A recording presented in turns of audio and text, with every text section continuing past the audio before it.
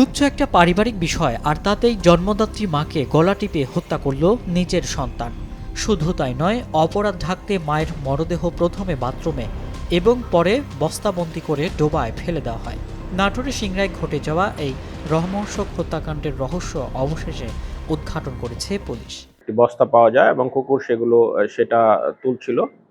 পরে দেখা গেল এখানে একজন মৃতার লাশ। তো আমাদের পুলিশ যাওয়ার পর সেটা দেখা যায় যে আমাদের যে ওই 6 তারিখে যে জিডি হয়েছিল, এই মারিয়া নামীয় মহিলা, এটা তারই লাশ। সব মশার বিরুদ্ধে সুরক্ষা দিতে এলো বসুন্ধরা এক্সট্রিম অ্যারোসল, মশার বিরুদ্ধে এক্সট্রিম সুরক্ষা।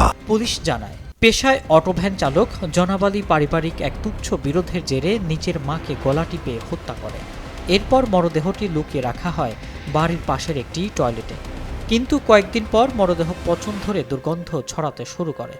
ফেঁসে যাওয়ার ভয়ে নিজের ছেলে আলামিনের সাহায্য নেয় জনাব আলী। গত 4 জুন রাত 12টার দিকে বাবা ছেলে মিলে মরদেহ বস্তাবন্দি করে পাশের একটি ডোবায় ফেলে দেয়। পুলিশের জেরার মুখে আর টিকতে পারেনি সে। এক পর্যায়ে স্বীকার করে নিজের মাকে ঠান্ডা মাথায় খুন করার কথা।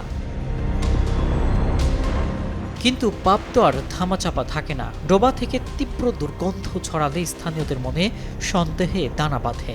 খবর পেয়ে পুলিশ গিয়ে লাশ উদ্ধার করে এবং তদন্তে নেমে মূল অপরাধীদের চিহ্নিত করে। এই নির্মম হত্যাকাণ্ডের অভিযোগে ঘাতক ছেলে জনাব আলী এবং নাতি আলামিনকে গ্রেপ্তার করেছে পুলিশ।